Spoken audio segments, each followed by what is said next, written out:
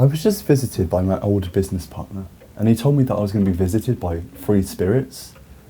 I should be here any moment now. But while I'm here, I'm going to talk to you about my favourite Christmas film, The Muppets Christmas Carol. Now, it seems like every single possible franchise and IP has done their own version of A Muppet's Christmas Carol at some point. There's so many of them. You know, Mickey Mouse has done it, Barbie, the Smurfs, Doctor Who did A Christmas Carol. But it's kind of accepted in the culture that Muppet's Christmas Carol is leagues above the rest of them. Muppet's Christmas Carol is not only one of the best adaptations of a Dickens story, but it's, dare I say, one of the best Christmas films of all time. But what is it about this film that makes it so good? It's a classic, but like, why? Well, I have been doing some investigation into this film. I rewatched the film, did my research, watched some behind the scenes clips of the film, looked into things. Honestly, this film is a lot more interesting than you'd think looking at it at a surface level. And I could talk about anything to do with the Muppets all day. Love the Muppets. Oh, and this as well, my Christmas jumper. No cheeses for us Mises. I got this on Etsy. I love it. I'm going to be wearing this all month, all Christmas time. And can we appreciate the Christmas decorations I've done right now? Can we just appreciate them? When deciding to make this video, I was thinking, is this like too niche? Is this too weird? Like, it's a Christmas film, like this is the Muppets and it's from the 90s. Does anyone really care about this? But I was immediately proved wrong when the day I started making this video, there was an announcement that Jennifer Lawrence and Emma Stone are producing a Miss Piggy movie with Cole Escola of Oh Mary fame writing the script. That is a crazy headline. And of course my social media blew up with people very excited. Finally Miss Piggy gets to have her own movie, and it seems like the right people are making it. There is hope left in the world, it seems. Maybe woke isn't dead. We're so back. It's safe to say that the love that people have for the Muppets has never really died. In fact, it may have gotten stronger because, you know, platforms like Disney Plus having all of the Muppets material, like the Muppet Show, available on their platform means that more people are going to discover like the classic Muppets. It's just like all there for you to engage with. Not only are all of these like Jim Henson productions of the Muppets like really beautifully crafted by master puppeteers, but they're honestly so funny, like genuinely funny. Kermit the Frog singing Once in a Lifetime with a big old blazer on, like David Byrne. Like, where else are you going to find that? It's amazing. And this film, Muppets Christmas Carol, is no exception. The film is enjoyable even for adults. I'm going to be 85 years old in a retirement home, still watching this every December, talking about how cute Bean Bunny is. This little rabbit is so cute. Like Bean Bunny, the little rabbit on the streets of London. Look at his little fingerless gloves. Look at him. You would take him in on Christmas, wouldn't you? You wouldn't. Why not? Why wouldn't you take him in? No. But there's a character in this called Bean Bunny, who is the cutest little character you've ever seen. I mean, he's so cute, he's sickening.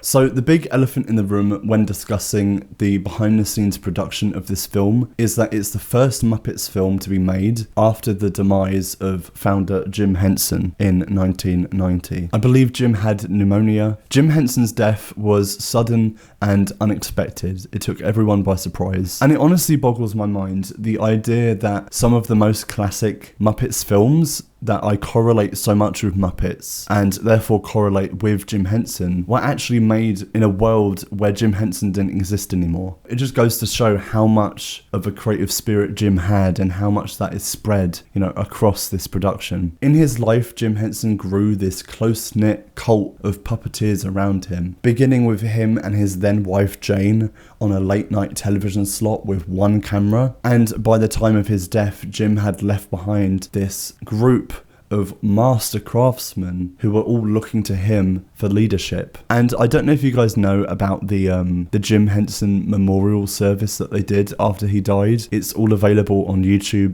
Defunctland did a very good video going into it. It's heartbreaking. All of the puppeteers are there in this beautiful cathedral. His family are there. And then Big Bird comes out and does a rendition of It's Not Easy Being Green. Oh my god. If you want to know more about Jim Henson and his life specifically, I highly recommend the documentary Jim Henson Idea Man. It's honestly so artistically inspiring, and you get to see like early renditions of Kermit and Rolf. It's just such an amazing story. So after Jim's death in 1990, no one is really sure that the Muppets can continue in the way that they were, because the Muppets were so synonymous with Jim Henson's creative spirit. Like Kermit the Frog and Jim Henson were like one in the same. But still, that doesn't change the fact that there are literally hundreds of puppeteers and a whole workshop of people that need employment. Like, this is people's jobs. They need to make something. So by 1992, who steps up to the mantle? None other than Jim Henson's son, Brian Henson. You can see the resemblance between the two. Brian's got some luscious locks in that photo, I must say. Now, Brian had been working closely alongside his dad ever since he left college. He kind of fell into it. He was responsible for a lot of the puppeteering and a lot of animatronics in films like Labyrinth. And to get this, he was even the voice of Hoggle in Labyrinth. He voiced Hoggle. Monster! They breed as fast as I can spray. That makes it worse! So, is this nepotism? Yes, it is. Is Brian Henson and all of his brothers and sisters who work in the industry, are they all Nepo babies? Yes, but like not in the modern day sense of a Nepo baby. Because like, you know, someone like Brian Henson specifically is very talented. He has earned his right to be the director of this film. And would Brian Henson be doing puppeteering if it wasn't for his dad? Probably not, but it's less of the vibe of, you're a Henson, you better start acting like one. You're gonna be a puppeteer if I have anything to say about it. Yeah, put the Kermit on and practice doing Kermit. It's more of the vibe of, hey Dad, could I have a go on the puppet? sure thing, Brian, buddy. You know, life is all about trying things, and if you try it and you don't like it, you don't have to. I'm Jim Henson, and, you know, this is all good vibes all around. If you want to be a puppeteer, you can. Why am I just doing Jordan Peterson? This is so disrespectful. Because, you know, Jordan Peterson sounds like Kermit, and Kermit sounds like Jim Henson. So, like, what am I supposed to do? Apparently, Brian had to be persuaded into directing this Muppet Christmas Carol because, you know, it was a lot of pressure. I mean, it's understandable. His dad had, like, just died, and you have to fill the shoes of this creative genius, but also fill the shoes of your dad and, like, be responsible for a whole production company that was run by your dad. But I'm glad that he did, because he did a very good job, didn't he? Didn't you, Brian? Yeah, you did. You know you did. So basically, the making of this film had become an entire grieving process for the creative team. They wanted to come together, make something amazing in honor of Jim, and just keep moving forward. And the idea of this being a Christmas Carol adaptation, well, that came around, I think, like, because it's just such a good idea. I mean, it was bound to happen eventually. It's such gold. The truth is, all we had ever done is put the words Dickens' Christmas Carol on a list. We had never thought through the process of, would this actually make a good movie, or, you know, for the Muppets? It was when we sat down and started thinking where to put you guys, the Muppets, into Christmas Carol and putting you into the characters that we realized, boy, this really could be a lot of fun, and it could almost effortlessly be very, very funny putting the Muppets into these very dramatic parts. This film was sold simply as a TV special to begin with, but eventually realizing the goods that they had with this film, they decided to give it some cinema style effort, and I'm so glad they did, because it's such a good effort. Okay, so now we've established we've got the Muppets in the Dickensian world of Christmas Carol. Now we have to cast our Scrooge. Who's going to play Scrooge? In that kind of formula that you see in the Muppet Show, where you have one celebrity guest or character amongst a sea of Muppets. Some of the actors considered were English actors like David Warner or Ron Moody, and then you had a couple Americans like George Carlin. George Carlin was apparently considered for this film. I can't find like a direct quote of that, but I see that reported everywhere, and I just can't imagine it. I'm kind of getting sick of these Muppets, you know. I would pay good money for it though, to see it. I don't even look at the Christmas card. Who's this? Luann is 12 this year. Luann. Eventually, the role was offered to Sir Michael Caine. Sir Michael Caine. Or should I say, Maurice Joseph Micklewhite Jr. That's his real name. Maurice Joseph Micklewhite Jr. See, I haven't really practiced Michael Caine, right? Maurice Joseph Micklewhite Jr. We're going to be here a while. Now, there's this really famous quote from Michael Caine after he was offered the role of Scrooge in this film. Oh wait, I need to put my glasses on to read, actually. I've got to put my reading glasses on. I'm going to play this movie like I'm playing with the Royal Shakespeare Company. I'll never wink, I'll never do anything Muppety. I'm going to play Scrooge as if it was an utterly dramatic role and there were no puppets around me. And it's true, Michael Caine really does play this whole thing very seriously. It's funny that he says he's never gonna wink as well, because he talks about his eyes a lot. Michael Caine talks about his eyes and never winking or blinking, and I love that whole acting masterclass that he did. I got one eye on you, got one eye on the camera. Can you see my eyes changing there? Yes. Just I'm changing eyes. And what you do is you pick an eye. If I look with this eye at that eye, look what you get. You see the difference?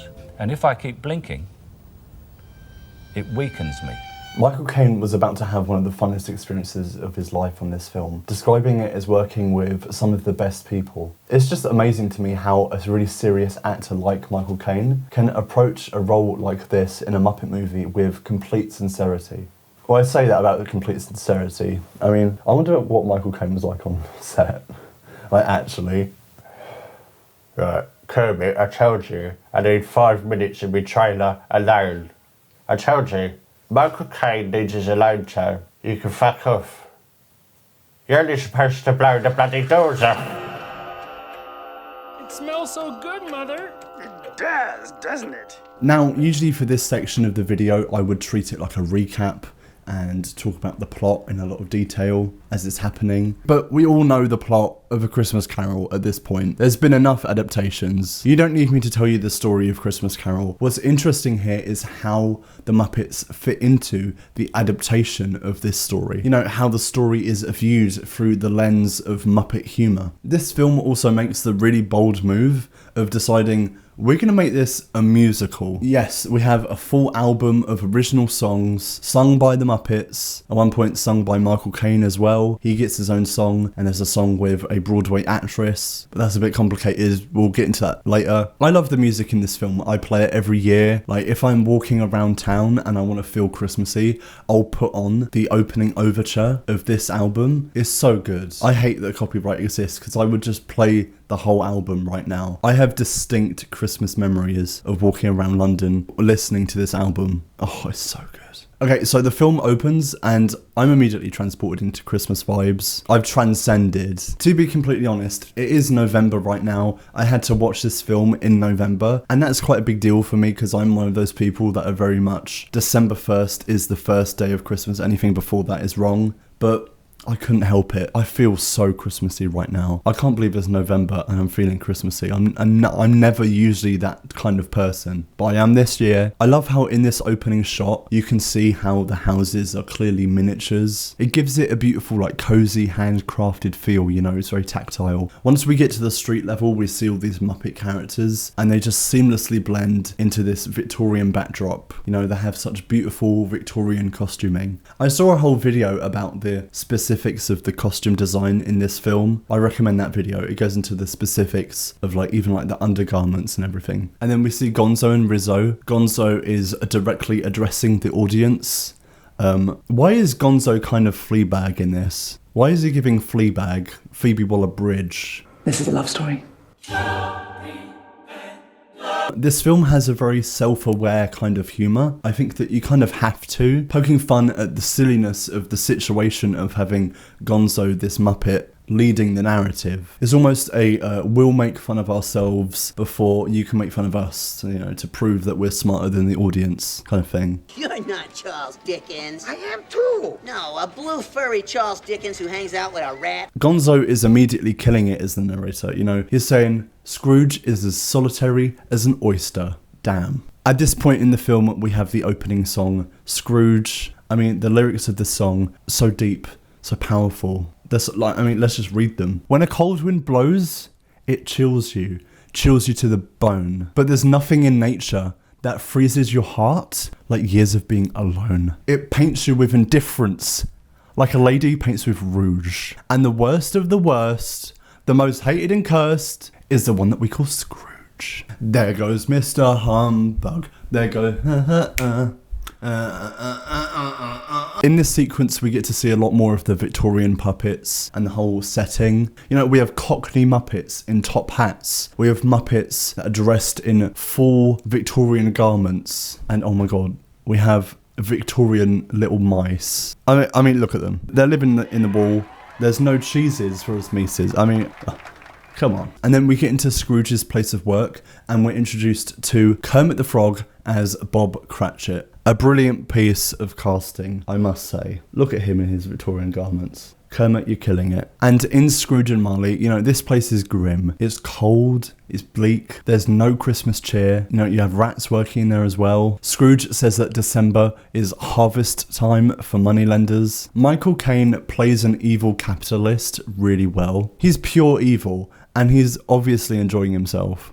I must say, I do really like playing this sadistic old villain with all these lovely little Muppets who everybody loves so much, and I just hate a lot of them. Scrooge's nephew comes in an amazing costume, honestly, like fashion inspo. I love the red scarf. Dr. Bunsen and Beaker come in as charity collectors, and then Bean Bunny comes in and sings like a Christmas carol on the doorstep, and not even that can lift Scrooge's spirits.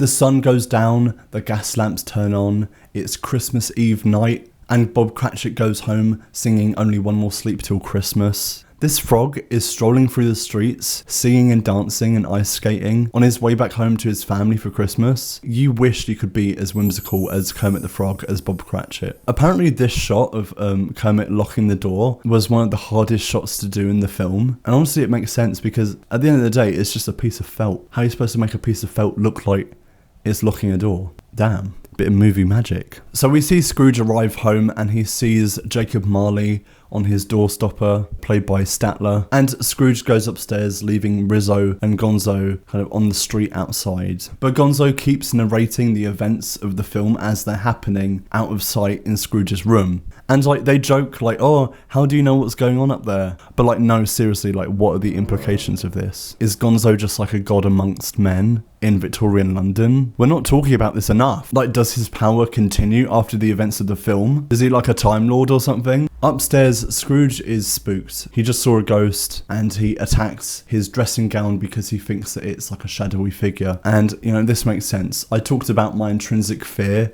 of shadowy dressing gowns in my childhood fear tier list. Scrooge is sat alone in his house with his plate of food, just a basic cheese and bread loaf, in this Victorian sleepwear by the fire. As much as we're not supposed to like Scrooge, obviously, like I really vibe with this. This is the vibe that I want just in life. The only difference between me and Scrooge in this instance is that, you know, I would just be watching YouTube on my phone. Maybe I myself am as solitary as an oyster. Then we have Statler and Waldorf come in as Jacob and Robert Marley, all chained up to haunt Scrooge. And Scrooge directly quotes from Dickens, "There's more dead grave, there's more dead gravy, the grave about you." Here we now have one of the best songs in the film, in my opinion, Marley and Marley. We're Marley and Marley. Whoa. And also Statler and Waldorf, they're like doing like full choreography together.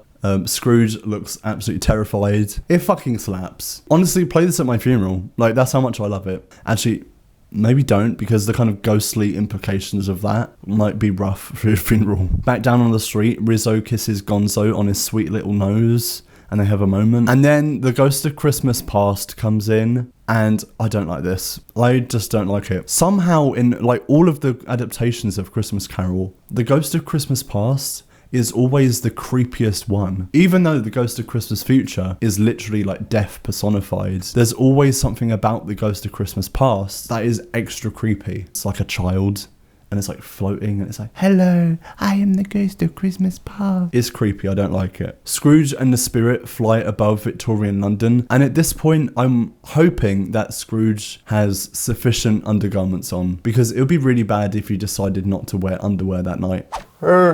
Spirit, it's just a good time to tell you that I'm not wearing any underpants. My balls are swinging in the wind. I'm ashamed of what I've written in the script.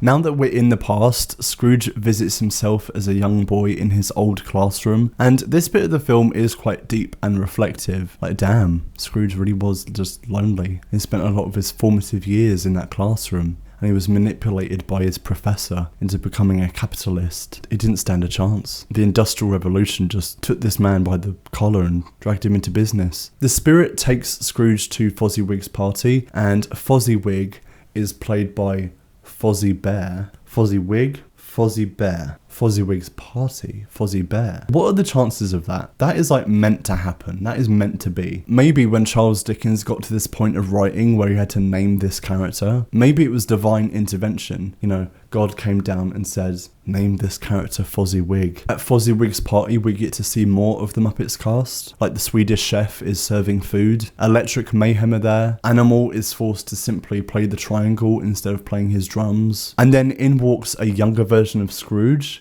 who looks exactly like a young Michael Caine. It's like they gave this man an eyebrow transplant or something. Like, he has the same eyebrows as Michael Caine. I was convinced that this actor was like a relative of Michael Caine or something, but it's not. It's just a guy who looks exactly like a young Michael Caine. Scrooge has a moment with his lover, and there was a song here that was cut from the theatrical version of the film, and the song's called When Love Is Gone. When love is gone, when love is gone. They later put the song back in for the film's anniversary, and you can watch it on Disney Plus as well. And there was a whole drama about finding the negative film for it. But honestly, I don't know why they would cut this, because I think it's quite a good song and it makes sense in the narrative of the film. You know, it's an emotional high point. It kind of makes sense structurally where the song would be, because once you take it out, there's quite a long gap where there's no songs. And like, Michael Caine gets to sing as well with this actress who has a beautiful voice.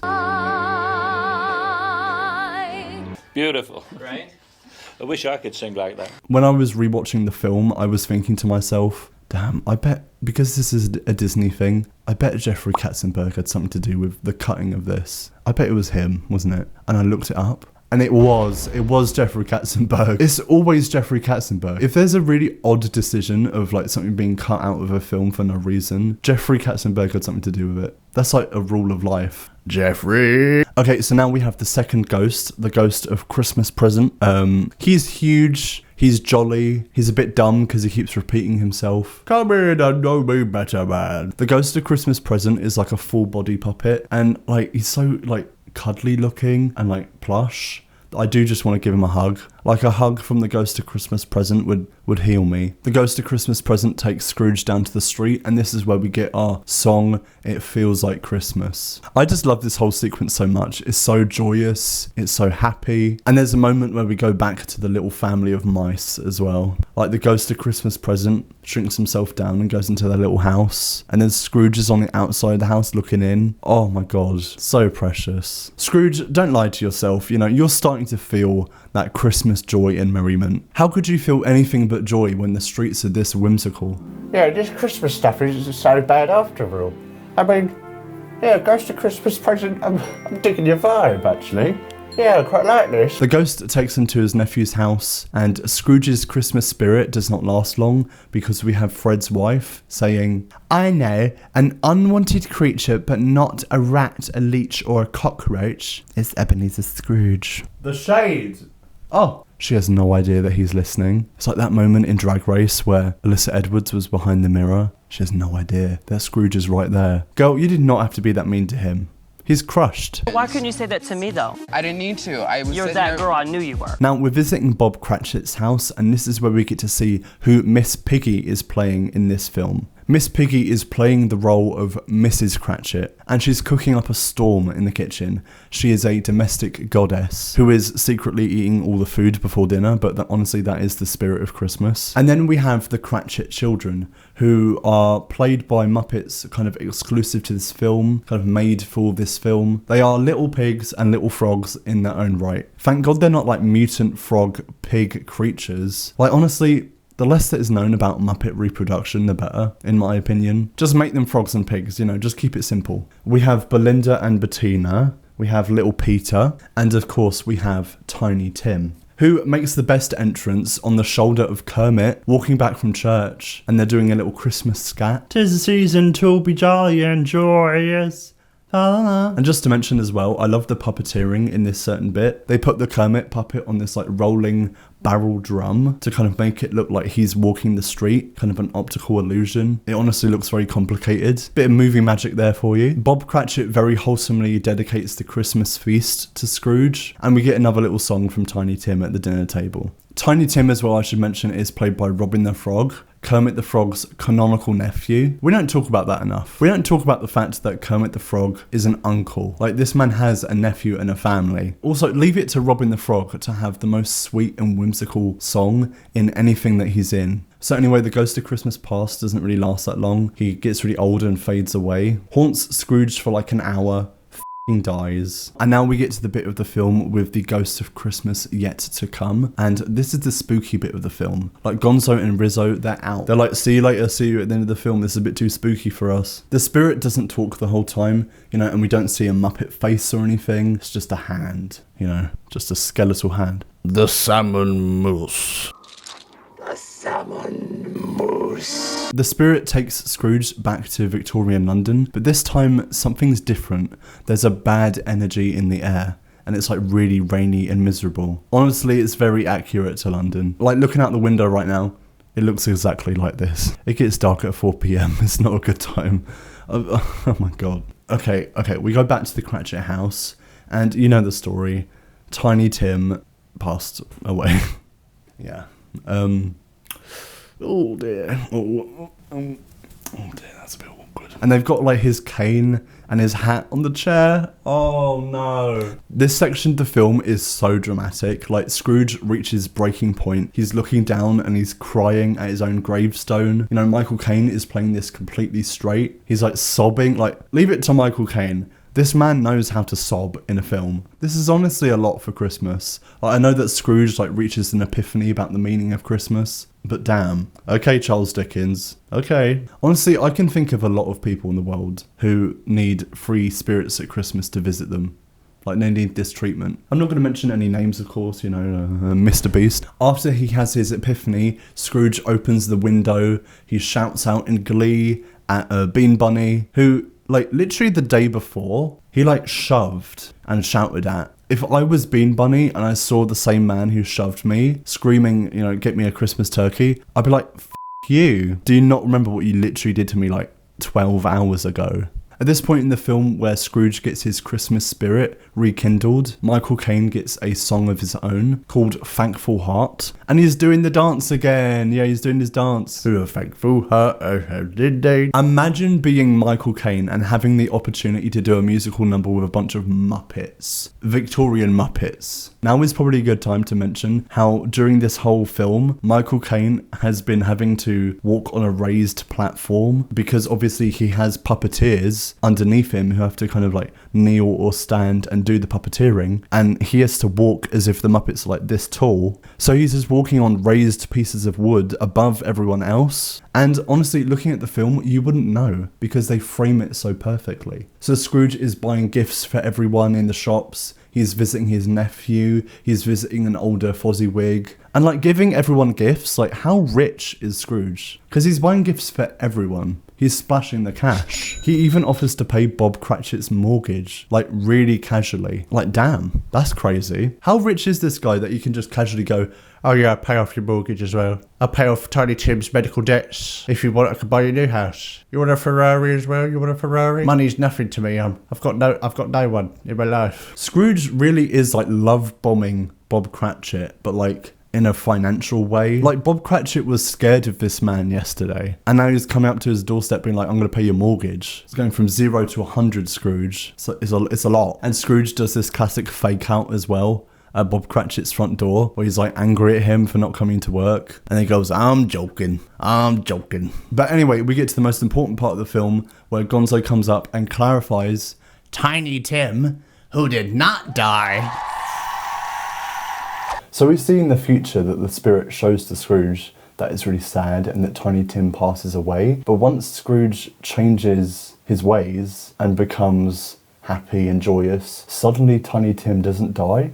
So does all the Christmas spirit and joy cure Tiny Tim? And you could argue that Scrooge raises Bob Cratchit's salary and he pays off his mortgage and everything, and that would help Tiny Tim's standard of living. But let's be real, Tiny Tim wouldn't have lasted that long. He probably has tuberculosis or something, doesn't he? Yeah. Maybe he's gonna last like 1 more year, but like paying off the mortgage, what's that gonna do? Like, I'm not trying to be a buzzkill, but Tiny Tim's life expectancy is not looking good.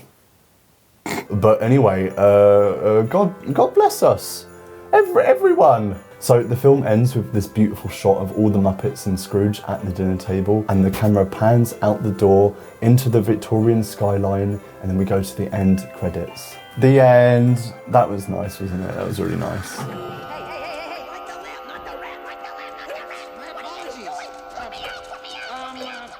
There's still a lot to be said about the feeling of this film. You know, talking about the adaptation and the plot is all good and well, but to really understand things about this film, we have to read between the lines a little bit. I mean, just looking at the language of film here, you know, this is easily one of the coziest Christmas films. You know, watching this film, I'm getting an immediate Christmas feeling. Even though this is a kid's film that was originally intended to be a made-for-TV kind of thing, is easily one of the most atmospheric Christmas films. And I think what makes this whole thing so cozy to me is the dedication to the Victorian Christmas aesthetic. So what is it about Victorian London that makes it such an appealing setting for Christmas stories? And believe it or not, it's not just Charles Dickens. I feel like a Victorian style Christmas is something that I see even without the context of being a Dickens fair or something. It's honestly one of my bucket list things to do 1 year for Christmas, fully Victorian style. I really want to do that 1 year. Obviously, a lot of this has to do with how the Victorian era was like the first time we saw a lot of the traditions that we know now about Christmas first pop up. The Victorians popularised things like a Christmas family roast, domestic gift exchanging, Christmas trees as well, that's Victorian. Even though they would light them with candles, which I don't recommend doing that. Don't do that. And like, just think about like Victorian England in the snow. Like, just think of that image, that like biscuit tin image. It's extremely atmospheric, even though for a lot of people at the time, you know, it meant like coughing up in the smog and like being really cold and having no house. But again, in a sick kind of way, that's the appeal of a Victorian Christmas. The contrast between the interior of a family Christmas and the exterior of the brutal reality of the Industrial Revolution. And maybe that's why the Muppets work so well in this setting. You have dark cobblestone streets and smoke and dirt, and then you have like a fuzzy, warm coloured felt of Kermit, and that nice candlelight is the kind of feeling that during Christmas you are safe. And one day a year, someone like Bob Cratchit, who's working so much, can have a day of respite and spend it with his family. But for every shot of Bob Cratchit whimsically coming home to his family, you have another shot of Bean Bunny on the streets, freezing to death, wrapped in newspaper. That's the bitter reality of the Victorian Industrial Revolution. In the original story, Charles Dickens was worried about the culture around him. The Industrial Revolution was eating at the heart of the country. Working conditions were tough. Wealth inequality was rife, and the meaning of Christmas as it was being forgotten. You know, society was becoming more secular, and Christmas was becoming something that people would have to ask for time off. In the story, Dickens uses the character of Scrooge to exemplify how cruel the Industrial Revolution had made everyone in England. Scrooge is not cruel because he is simply an evil person. Scrooge is cruel and hates Christmas because what society has done to him. We live in a society. You know, he's lost his whimsy, he lost his love life in his 20s, he lives now only to work. Scrooge doesn't really have a reason to celebrate Christmas anymore because his work has isolated him away from his family, away from, you know, any of his co-workers. And many of you at some point have probably felt like Scrooge. Maybe you had a really lonely Christmas one year, maybe you're just not feeling it, maybe you've seen December come on the calendar and you thought, oh God, not this again. I have to do this. I have to do Christmas all over again. Why do we have to do this every year? Christmas every year? Oh, I can't do it this year. I just can't. You either die a Tiny Tim, or you live long enough to see yourself become a Scrooge. And your redemption from becoming a Scrooge, thankfully, doesn't necessarily mean that you have to be visited by a bunch of ghosts. You don't have to rely on a potential visit from Marley and Marley to save your soul, even though it would be really cool to hear them sing in person. We're Marley and Marley.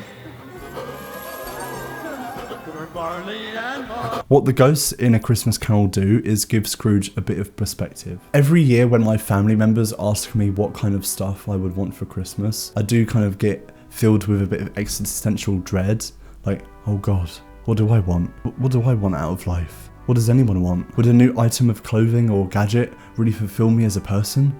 Is that all I am? Just material possessions? And after all that thought, I've come to the conclusion that what I really want for Christmas is for this film to be liquidated and injected into my veins, please. What I really want is to be bathed in the candlelight of a Victorian Christmas, whilst I hear Kermit's sweet song fill the room and I'm surrounded by my loved ones. For me, Christmas is not really about religion, like I'm not a religious person, and it's not about the consumerism either, it's about the vibes. Basically, I'm a connoisseur of Christmas vibes. And The Muppets Christmas Carol is one of the best Christmas vibes that you can get. You can call me the ghost of Christmas vibes. Christmas vibes, that's what I do. Thank you for coming to my TED Talk. And Merry Christmas as well. Happy holidays to all those who celebrate. Enjoy yourself.